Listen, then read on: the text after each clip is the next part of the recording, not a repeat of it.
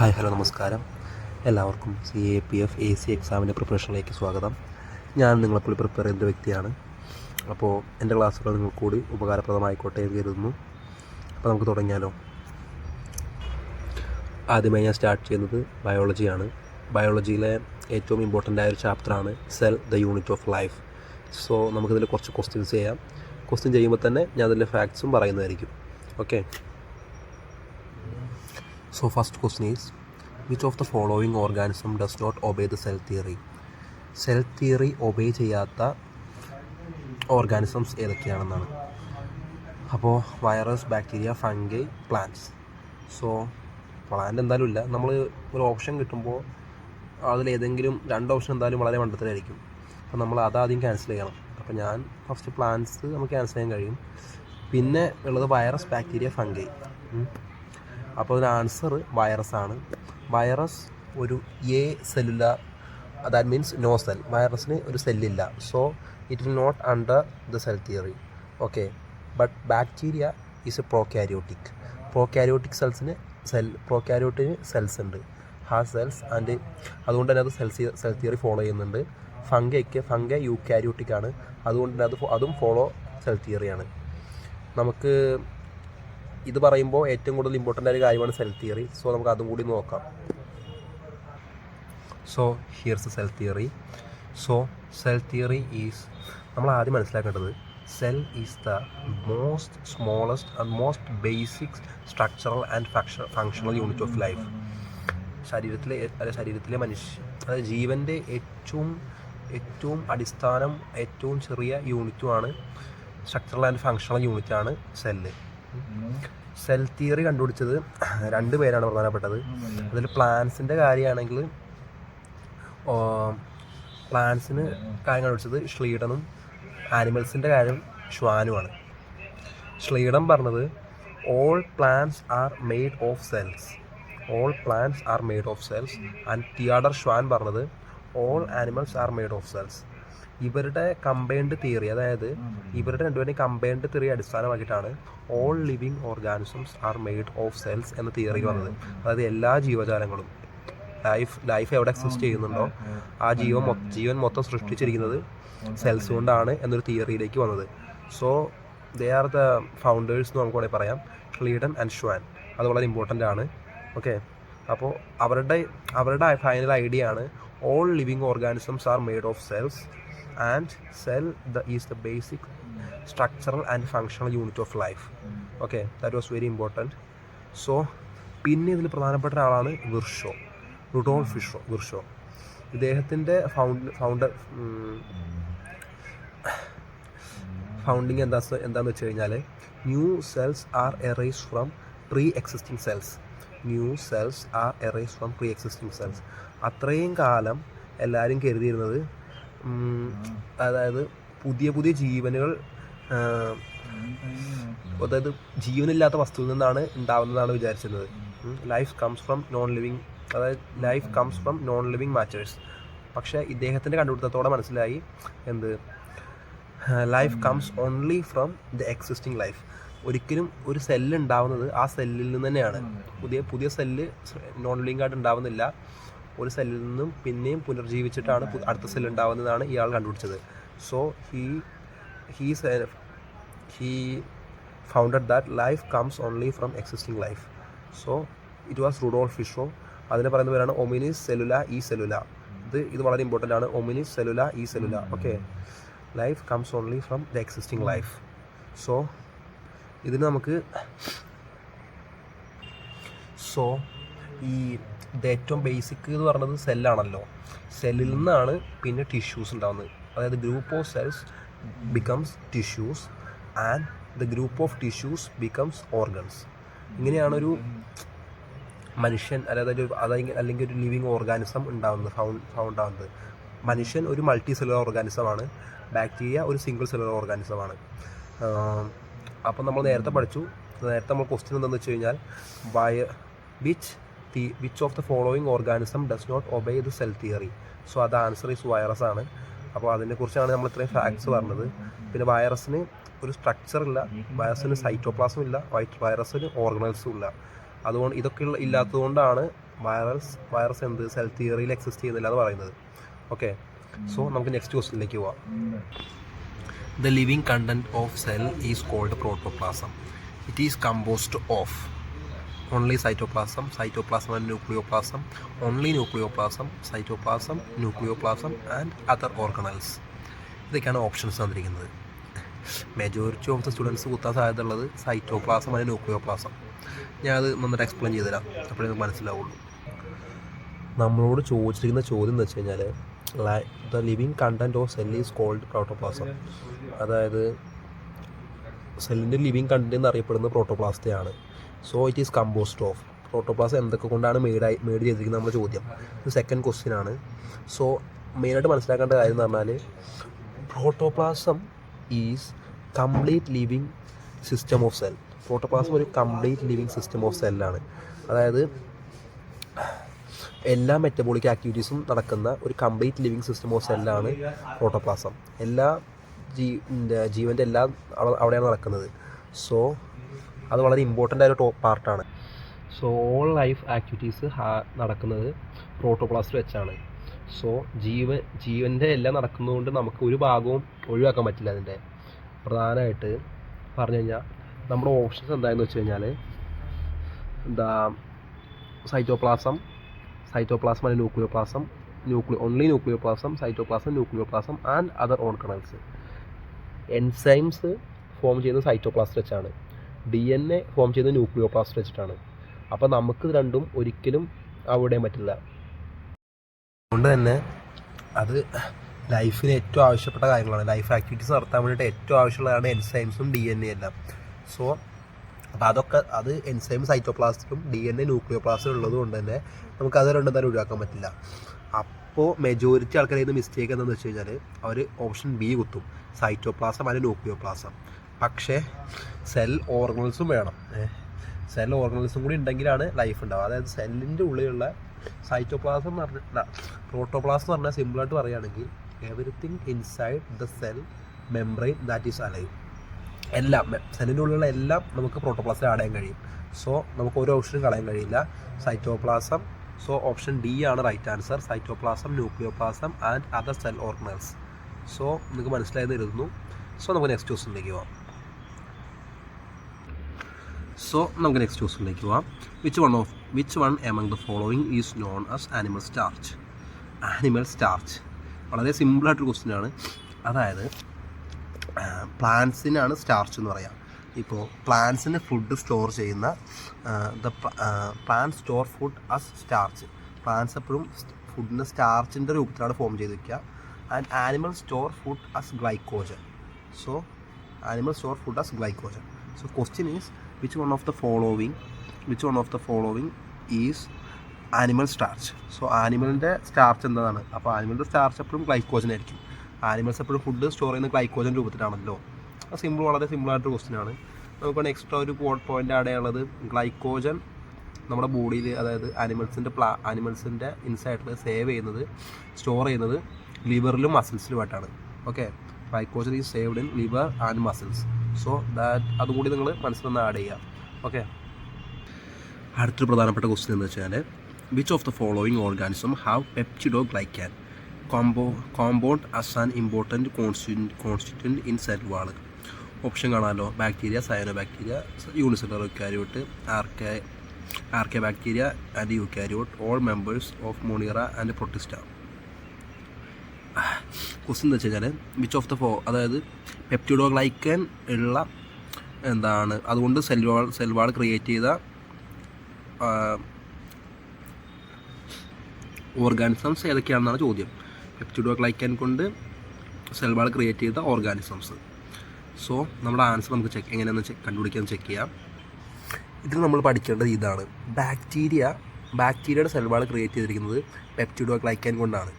പ്ലാന്റ്സിൻ്റെത് cellulose കൊണ്ടും ഫംഗയുടെ ചിറ്റിൻ കൊണ്ടുമാണ്. So ഇത് നമ്മൾ പഠിക്കാൻ വേണം. ബാക്ടീരിയ ഉണ്ടാക്കിയിരുന്നത് peptidoglycan, plants cellulose and fungi chitin. Bacteria peptidoglycan, plants cellulose and fungi chitin. Okay, peptidoglycan. അപ്പോൾ ബാക്ടീരിയ ഉള്ളതുകൊണ്ട് തന്നെ അതിൽ സയാനോ ബാക്ടീരിയ ഉൾപ്പെടും. ബാക്ടീരിയ ഉള്ളതുകൊണ്ട് തന്നെ bacteria and cyano bacteria. So the answer is bacteria and cyanobacteria. Okay, the answer is bacteria and cyanobacteria. ഇതിൽ മെയിനുള്ളൊരു trap എന്താണെന്ന് വെച്ച് കഴിഞ്ഞാൽ കണ്ടോ, അതൊരു ഓപ്ഷൻ നമ്മൾ ആർക്കെ ബാക്ടീരിയ എന്നുള്ള ഓപ്ഷൻ കണ്ടു. ആർക്കെ ബാക്ടീരിയയിൽ ഒരിക്കലും ഇതില്ല. Archaebacteria have no peptidoglycan. So it was a trap. So archaebacteria have no peptidoglycan. Okay, പിന്നെ നമുക്കൊരു എക്സ്ട്രാ പോയിന്റ് എന്ന് പറയുന്നത് വെച്ചാൽ സയനോബാക്ടീരിയ ഒരു ഫോട്ടോസിന്തറ്റിക് ബാക്ടീരിയ ആണ്. അതിന് സ്പെസിഫിക് ആയിട്ട് അങ്ങനെ ഒരു ക്വസ്റ്റ്യൻ ചോദിക്കുകയാണെങ്കിൽ നമുക്ക് ആഡ് ചെയ്യാൻ പറ്റുന്നൊരു ആൻസറാണ് cyanobacteria is also a photosynthetic bacteria. So bacteria, peptidoglycan, plants, cellulose, fungi, chitin. So മനസ്സിലായി തരുന്നു. നമുക്ക് അടുത്ത ക്വസ്റ്റ്യനിലേക്ക് പോകാം.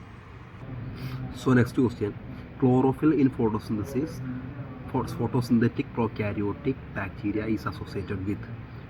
അപ്പോൾ chlorophyll in photosynthetic prokaryotic bacteria, photosynthetic prokaryotic bacteria, ഈ ക്വസ്റ്റ്യൻ നമ്മൾ ശ്രദ്ധിക്കണം. കാര്യം എന്താണെന്ന് വെച്ചാൽ ഫോട്ടോസിന്തസിസ് നടക്കുന്ന ഒരു പ്രോകാരിയോട്ടിക് ബാക്ടീരിയയിൽ ഒരിക്കലും ഇതുണ്ടാവില്ല. ഒരിക്കലും ക്ലോറോപ്ലാസ്റ്റ് ഉണ്ടാവില്ല. അപ്പോൾ എന്താ പറയുന്നത്, ഫോട്ടോസിന്തറ്റിക് നടക്കുന്ന പ്രോകാരിയോട്ടിക് ബാക്ടീരിയയിൽ ഒരിക്കലും ക്ലോറോപ്ലാസ്റ്റ് ഉണ്ടാവില്ല. സോ ക്ലോറോപ്ലാസ്റ്റ് ഇല്ലാത്ത സാഹചര്യത്തിൽ ക്ലോറോഫില് മെംബ്രെയിനിലേക്ക് പോകും. So the answer is membranous vesicles. അത് നമ്മൾ ശ്രദ്ധിക്കേണ്ട ഒരു പോയിൻ്റാണ്. ഫോട്ടോസിന്തറ്റിക് പ്രോകാരിയോട്ടിക് ബാക്ടീരിയ ആയതുകൊണ്ടാണ് അതിൽ ക്ലോറോപ്ലാസ്റ്റ് ഇല്ലാത്തത്. ഇല്ലാത്ത പക്ഷേ അത് ക്ലോറോപ്ലാസ്റ്റിലേക്കാണ് പോവുക. പക്ഷേ അതുള്ളതുകൊണ്ട് അത് മെംബ്രെയിനിലേക്ക് പോകും. So the answer is membranous vesicle. Okay, നമുക്കതിൻ്റെ ഒരു വിശദമായിട്ട് നോക്കാം. No chloroplast will goes to chlorophyll will goes to membrane. So plastids, പിന്നെ മെയിനോട് പ്ലാന്റ്സിലാണെങ്കിൽ അത് പ്ലാസ്റ്റിഡ്സ് എന്നാണ് പറയുക. പ്ലാന്റ്സിലാണെങ്കിൽ അത് ഫൗണ്ട് ചെയ്യുന്നതിന് പ്ലാസ്റ്റിഡ്സ് എന്നാണ് പറയുക. Photosynthesis in bacteria no have chloroplast. അതായത് ഫോട്ടോസിന്തസിസ് നടക്കുന്ന ബാക്ടീരിയകളിലൊന്നും ക്ലോറോപ്ലാസ്റ്റ് ഉണ്ടാവില്ല. സോ അത് മെംബ്രെയിൻ സിസ്റ്റത്തിലും അത് നടക്കുകയുള്ളൂ. ഇതൊരു പ്രധാനപ്പെട്ട പോയിൻ്റാണ്. സോ നമ്മളിതെപ്പോഴും ശ്രദ്ധിക്കുക. പിന്നെ ഒരു എക്സ്ട്രാ പോയിന്റ് എന്ന് പറയാനുള്ളത്, cyanobacteria perform photosynthesis without chloroplast. Cyanobacteria അതുപോലെ തന്നെയാണ് ഫോട്ടോസിന്തസിസ് ഇല്ലാതെയാണ് ഫോട്ടോസിന്തസിസ് നടക്കുന്നുണ്ട്. പക്ഷേ അത് ക്ലോറോപ്ലാസ്റ്റ് ഇല്ല. അതിനും ക്ലോറോപ്ലാസ്റ്റ് ഇല്ല. സയനോബാക്ടീരിയയ്ക്കും ക്ലോറോപ്ലാസ്റ്റ് ഇല്ല. So that's also A point. പിന്നെ പ്രധാനപ്പെട്ട പോയിന്റ് പറഞ്ഞാൽ പ്രോകാരിയോട്സിനും ക്ലോറോപ്ലാസ്റ്റ് ഇല്ല. ഓക്കെ, അത് നമ്മൾ ശ്രദ്ധിക്കേണ്ട പോയിന്റാണ്. പ്രോകാരിയോട്സിനും ക്ലോറോപ്ലാസ്റ്റ് ഇല്ല. Okay, so chlorophyll in photosynthetic prokaryotic bacteria is associated with membranous vesicle. അതൊരിക്കലും ഫോട്ടോസിന്തറ്റിക് പ്രോകാരിയോട്ടിക് ബാക്ടീരിയയിൽ ക്ലോറോപ്ലാസ്റ്റ് ഇല്ലാത്തതുകൊണ്ട് മാത്രമാണ് അത് മെംബ്രെയിൻ വെസിക്കിൾ നടക്കുന്നത്. ഇല്ലെങ്കിൽ അത് ക്ലോറോപ്ലാസ്റ്റിലായിരിക്കും നടക്കുക. ആ ഒരു പോയിന്റ് നമ്മളെപ്പോഴും മൈൻഡിലുണ്ടാവണം. ഇത് ഒരു പ്ലാന്റ്സിൻ്റെ കാര്യത്തിലാണെങ്കിൽ അത് പ്ലാസ്റ്റിഡ്സിലായിരിക്കും. Okay, that was also want to be noted. Okay, നമുക്ക് നെക്സ്റ്റ് ക്വസ്റ്റ്യനിലേക്ക് കിടക്കാം. 6ാമത്തെ ക്വസ്റ്റ്യൻ ആണെങ്കിൽ, which one of the following structure is not found in prokaryote. പ്രോകാരിയോട്ടിൽ ഇല്ലാത്ത സ്ട്രക്ചർ ഏതെന്നാണ് ചോദ്യം. Options nuclear envelope, cell membrane, ribosome, cell wall. ഇത് മനസ്സിലാക്കേണ്ട ഒരു കാര്യം എന്ന് വെച്ചാൽ പ്രോകാരിയോട്ടിൽ, അതായത് നമ്മുടെ പ്രോകാരിയോട്ടിൽ ഒരിക്കലും ന്യൂക്ലിയർ എൻവലപ്പ് എന്ന് പറഞ്ഞ സംഭവം എന്താ വെച്ചാൽ, എനിക്ക് അതിന് മുമ്പ് പറയാം. പ്രോകാരിയോട്ടിൽ ട്രൂ ന്യൂക്ലിയസ് ഇല്ല. അതുപോലെ തന്നെ ന്യൂക്ലിയർ മെംബ്രെയിനും ഇല്ല. ട്രൂ ന്യൂക്ലിയസും ഇല്ല. Prokaryote don't have true nucleus and nuclear membrane. So നമ്മൾ ഓപ്ഷനിൽ ഫസ്റ്റ് കാണുന്നത് ന്യൂക്ലിയർ എൻവലപ്പാണ്. ന്യൂക്ലിയർ എൻവലപ്പ് ചെക്ക് ചെയ്യാം. ന്യൂക്ലിയർ എൻവലപ്പ് എന്ന് പറഞ്ഞു കഴിഞ്ഞാൽ it was a double layered membrane surrounded nucleus. അതായത് ന്യൂക്ലിയസിനെ പ്രൊട്ടക്റ്റ് ചെയ്യാനുള്ള ഡബിൾ ലെയർഡ് മെംബ്രെയിനാണ് ന്യൂക്ലിയർ എൻവലപ്പ്. സോ പ്രോകാരിയോട്ടിൽ ഒരിക്കലും ന്യൂക്ലിയസ് ഇല്ലാത്തതുകൊണ്ട് ഒരു ന്യൂക്ലിയർ എൻവലപ്പിൻ്റെ ആവശ്യം അവിടെ ഇല്ല. So it was the answer. അതായത് which one of the following structure is not. അപ്പോൾ ഇതിലില്ലാത്ത സ്ട്രക്ചർ എന്ന് വെച്ചാൽ ന്യൂക്ലിയർ എൻവലപ്പാണ്. ബാക്കി സെൽ മെംബ്രെയിനും സെൽ വാളും റൈബോസോമും അതിലുണ്ട്. പിന്നെ നമുക്ക് സാധാരണ ഒരു ഡൗട്ട് എന്ന് വെച്ചാൽ DNA ഉള്ളത് ന്യൂക്ലിയോയിഡിലാണ്. ഒരിക്കലും മെംബ്രെയിനിലല്ല DNA ഉള്ളത്. സോ ന്യൂക്ലിയർ മെംബ്രെയിൻ ആബ്സെൻ്റ് ആണ്. അപ്പോൾ നമ്മൾ ചിന്തിക്കും DNA അപ്പോൾ എങ്ങനെ ഉണ്ടാകുന്നത്. പക്ഷേ DNA എപ്പോഴും ഉണ്ടാവുന്നത് ന്യൂക്ലിയോയിഡാണ്, അല്ലാതെ ന്യൂക്ലിയർ മെംബ്രെയിനിലല്ല. ഓക്കെ, അപ്പോൾ ഇതാണ് ന്യൂക്ലിയോയിഡാണ് കറക്റ്റ്, ന്യൂക്ലിയർ മെംബ്രെയിൻ റോങ് ആണ്. ഓക്കെ, പിന്നെ പ്രോക്യാരിയോട്ടിൽ ഇല്ലാത്തത് ട്രൂ ന്യൂക്ലിയേഴ്സും ന്യൂക്ലിയർ മെംബ്രെയിനുമാണ്. പ്രോക്യാരിയോട്ടിലുള്ളത് സെൽ മെംബ്രെയിനും റൈബോസോമും സെൽ വാളും. ഇത് വളരെ ഇമ്പോർട്ടൻ്റ് ആണ്. നമ്മളെല്ലാവരും നമുക്കൊരു വസ്തുവിൽ മിസ്റ്റേക്കാണ് റൈബോസോം ഉണ്ടാവില്ല എന്നുള്ളത്. ന്യൂക്ലിയസ് ഇല്ലല്ലോ, അതുകൊണ്ട് റൈബോസോം ഉണ്ടാവില്ല, നമ്മൾ തെറ്റിയിരിക്കും. പക്ഷേ റൈബോസോം ഉണ്ട്.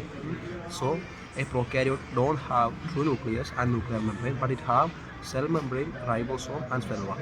സോ അപ്പോൾ നമുക്ക് ആൻസർ കിട്ടിയില്ലേ? 6ാമത്തെ question answer it was nuclear envelope. So നമുക്ക് നെക്സ്റ്റ് ക്വസ്റ്റ്യനിലേക്ക് പോകാം. So the next question, cell wall present in bacteria, plants, fungi, all of this. So cell wall എല്ലായിടത്തും പ്രസൻ്റ് ആണ്. ഏറ്റവും സിമ്പിളായി പറഞ്ഞു തന്നാൽ all have cell wall but in different compositions. Okay, അപ്പോൾ സെൽ വാൾ എല്ലാത്തിലും ഉണ്ട് എക്സെപ്റ്റ് ആനിമൽ സെൽസ്. പക്ഷേ എല്ലാം ഡിഫറെൻറ്റ് കോമ്പോസിഷൻസിലാണ്. നമുക്ക് നോക്കാം. Okay, cell wall present in all. ഇതിൽ ബാക്ടീരിയയിൽ പെപ്റ്റിഡോഗ്ലൈക്കാൻ എന്ന പേരിൽ അറിയപ്പെടും, പ്ലാന്റ്സിൽ സെല്ലുലോസ് എന്ന പേരിൽ അറിയപ്പെടും, ഫംഗിയിൽ ചിറ്റിൻ എന്ന പേര് പറയും. സോ പക്ഷേ ഇതിൽ പ്രധാനപ്പെട്ട ഒരു പോയിന്റ് എന്താ വെച്ച് കഴിഞ്ഞാൽ എല്ലാവരും മിസ്റ്റേക്ക് ചെയ്യുന്നൊരു പോയിൻ്റാണ് cell wall not in animal cells. Animal സെൽസിൽ ഒരിക്കലും സെൽ വാളില്ല. ഓക്കെ, ബാക്കി ബാക്ടീരിയ, പ്ലാന്റ്സിൽ, ഫംഗിയിലൊക്കെ സെൽ വാളുണ്ട്. So the answer is all of this. Okay, ബാക്ടീരിയയിലും പ്ലാന്റ്സിലും ഫംഗിയിലും ഉണ്ട്, ആനിമൽസിലില്ല. സെൽവാൾ എല്ലാത്തിലും ഉണ്ട്. നമ്മൾ സെൽവാൾ നമുക്ക് എന്താണ് സെൽവാൾ യൂസ് ചെയ്യുന്നത്? പ്രധാനമായിട്ട് സെൽവാൾ മെയിൻലി യൂസ് ചെയ്യുന്നത് നമ്മുടെ ശരീരത്തിന് പ്രൊട്ടക്ഷൻ തരാനാണ്. അതായത് പ്രൊട്ടക്ഷനും റിജിഡിറ്റി തരാൻ വേണ്ടിയിട്ടാണ് സെൽവാൾ യൂസ് ചെയ്യാറ്. ഓക്കെ, സോ നമുക്ക് നെക്സ്റ്റ് ക്വസ്റ്റ്യനിലേക്ക് പോവാം. അടുത്തത്, rigidity of cell wall is due to. നേരത്തെ ഞാൻ പറഞ്ഞു സെൽ വാളിൻ്റെ പ്രധാനപ്പെട്ട യൂസ് നമുക്ക് സ്ട്രക്ചറും റിജിഡിറ്റിയും തരുന്നതാണെന്നാണ് ഞാൻ പറഞ്ഞത്. ഓക്കെ, അപ്പോൾ റിജിഡിറ്റി ഓഫ് സെൽ വാൾ തരുന്നത് ആരാണെന്നാണ് ചോദ്യം. അപ്പോൾ നമുക്ക് എന്താ പറയുക, റിജിഡിറ്റി എന്ന് നമുക്ക് മീൻസ് ചെയ്യുന്നത് കുറച്ച് സ്ട്രോങ് ഹാർഡ്നെസ് ഒക്കെ തരുന്ന ആരാന്നാണ് ചോദ്യം. അപ്പോൾ നമുക്ക് ഈ പ്ലാന്റ്സിലൊക്കെ കൂടുതലായിട്ട് എങ്ങനെ പറയാം, ഞാൻ പറഞ്ഞുതരാം. പ്ലാന്റ്സിൽ നമുക്ക് മൂന്നെണ്ണമാണ് പ്രധാനമായിട്ടുള്ളത്. Cellulose, ലിഗ്നിന്, pectin. സെല്ലുലോസാണ് നമ്മുടെ പ്ലാന്റ്സിൻ്റെ സ്ട്രക്ചർ വരുന്നത്. സ്ട്രക്ചർ ഓക്കെ, നമ്മുടെ പ്ലാന്റ്സിൻ്റെ ഒരു ഘടന, ഒരു രൂപം കൊടുക്കുന്ന സെല്ലുലോസാണ്. ലിഗ്നിനാണ് റിജിഡിറ്റി, അതിനെ ഹാർഡാക്കുന്നതും സ്ട്രോങ് ആക്കുന്നതും ലിഗ്നിനാണ്. പെക്റ്റിനാണ് സിമെൻറ്റിങ്, അതിനെ ഉറപ്പിച്ച് നിർത്തുന്നത് പെക്റ്റിനാണ്. Okay, so cellulose give the structure to the plant, lignin give rigidity and pectin give cementing. Okay, ഇത് പ്രധാനമായിട്ടും ലിഗ്നിൻ കാണപ്പെടുന്ന മരങ്ങൾ എന്ന് പറഞ്ഞാൽ സൈലം, നമ്മൾ മരത്തിൽ പാർട്ട് പറഞ്ഞാൽ സൈലവും പിന്നെ വുഡി ടിഷ്യൂസിലൊക്കെയാണ് കാണപ്പെടുന്നത്. ഓക്കെ, അപ്പോൾ lignin gives hardness to the wood. Hardness to the wood. Okay, so നമ്മുടെ ക്വസ്റ്റ്യൻ ഇവിടെ 8ാമത്തെ question, rigidity of cell wall is due to lignin. Okay, lignin. Chitin നമ്മുടെ ഫംഗയുടെയാണ്, പെക്റ്റിനാണ് ഇത് വരുന്നത്. ഓക്കെ, നമുക്ക് നെക്സ്റ്റ് ക്വസ്റ്റ്യനിലേക്ക് പോകാം. നെക്സ്റ്റ് ക്വസ്റ്റ്യൻ ആണ്, cell wall is absent in which one of the following organism. അപ്പോൾ സെൽ വാൾ ഏതിലാണ് ഇന്ന് ആബ്സെൻ്റ് ആയിട്ടുള്ളത്? ഇത് ഈസിയാണ്, നമ്മൾ നേരത്തെ പഠിച്ചതല്ലേ. ബാക്ടീരിയ നമുക്ക് കാണിച്ച ഓപ്ഷൻ കാണിച്ചത്. Options bacteria, diatom, mushroom, tapeworm. Okay, നമുക്ക് നോക്കാം. So diatom have silica wall. Diatom അതിന് സെൽ വാൾ പ്രൊവൈഡ് ചെയ്യുന്നുണ്ട്, അതിൻ്റെ പേരാണ് സിലിക്ക വാൾ. മഷ്റൂം ഒരു ഫംഗിയാണ്, ഫംഗി ആയതുകൊണ്ട് തന്നെ അതിന് ചുറ്റും വാളുണ്ട്, നമ്മൾ നേരത്തെ പഠിച്ചിട്ടുണ്ട്. ബാക്ടീരിയ നമ്മൾ നേരത്തെ പഠിച്ചാണ്, പെപ്റ്റിഡോഗ്ലൈക്കാൻ അതിൻ്റെ സെൽ വാളെന്ന് പഠിച്ചാണ്. പിന്നെയുള്ള ഓപ്ഷൻ എന്ന് പറഞ്ഞാൽ ടേപ്പ് വാമാണ്. Tapeworm is animal. Tapeworm ഒരു പാരസൈറ്റാണ്, ഒരു പാരസൈറ്റ് ആണല്ലോ. ഈ പാരസൈറ്റ് ആയതുകൊണ്ട് തന്നെ അതിന് സെൽ വാളില്ല. നമ്മൾ നേരത്തെ പഠിച്ചാണ് animals have don't a cell wall. So പാരസൈറ്റിന് സെൽ വാളില്ല. അതുകൊണ്ട് തന്നെ ആ ഓപ്ഷൻ ഡി, അതായത് ടേപ്പ് വാം ആണ് answer. Option D, tapeworm ആണ് ആൻസർ. പിന്നെ നമ്മൾ എന്താണ് പ്രധാനപ്പെട്ട ആനിമൽസിന് എന്തുകൊണ്ടാണ് സെൽ വാൾ ഇല്ലാത്തതെന്ന് വെച്ച് കഴിഞ്ഞാൽ ആനിമൽസിന് ഫ്ലെക്സിബിലിറ്റി വേണം. മറ്റൊന്നെ പോലെ റിജിഡായിട്ടുള്ള ബോഡി ആയി കഴിഞ്ഞ് കഴിഞ്ഞാൽ ശരിയാവില്ല. ആനിമൽസിന് ഫ്ലെക്സിബിലിറ്റി വേണം, അതുകൊണ്ടാണ് ആനിമൽസിന് എന്തില്ലാത്തത്, സെൽ വാൾ ഇല്ലാത്തത്. ഓക്കെ, നമുക്ക് ഇന്നത്തെ ദിവസത്തെ ലാസ്റ്റ് ക്വസ്റ്റ്യനിലേക്ക് പോകാം. Okay, so we are moving to the last question. chromosomes are composed of DNA and അതായത് chromosomes are not made of only DNA. If DNA is alone, it becomes very long and unstable. നമുക്കൊരിക്കലും chromosomes D N A മാത്രമായിട്ട് consist നമുക്ക് പറയാൻ കഴിയില്ല. Chromosomes D N എയും പ്രോട്ടീനും ചേർന്നിട്ടാണ് chromosomes ഉണ്ടാകുന്നത്. ഓക്കെ, നമുക്ക് മനസ്സിലാക്കാം. അതായത് only D N A it become very strong and very long and unstable. Okay, D N A മാത്രമാണെങ്കിൽ അത് വളരെ ദീർഘകാലവും അൺസ്റ്റേബിളായിട്ട് നിലനിൽക്കും. സോ അതിനെ ഡി എൻ എ അതൊരു ജനറ്റിക് മെറ്റീരിയലാക്കും. പ്രോട്ടീൻ അതിന് പാക്കിങ്ങും സപ്പോർട്ടും കൊടുക്കും. So D N A plus പ്രോട്ടീനാണ് എപ്പോഴും ക്രോമസോമായിട്ട് മാറുക. ഡി എൻ എ പ്ലസ് പ്രോട്ടീനാണ് ക്രോമാറ്റിൻ, അതാണ് ക്രോമസോമായിട്ട് മാറുക. സോ നമുക്ക് ബേസിക്കലി മനസ്സിലാക്കേണ്ടത് ഡി എൻ എ ഒറ്റയ്ക്കല്ല, എപ്പോഴും ഡി എൻ എയുടെ കൂടെ പ്രോട്ടീൻ ഉണ്ടാവും. D N A plus protein is called chromatin. Okay, so the answer is chromosomes are composed of DNA and the option C, protein. Okay, option C, protein. So എല്ലാവർക്കും thank you.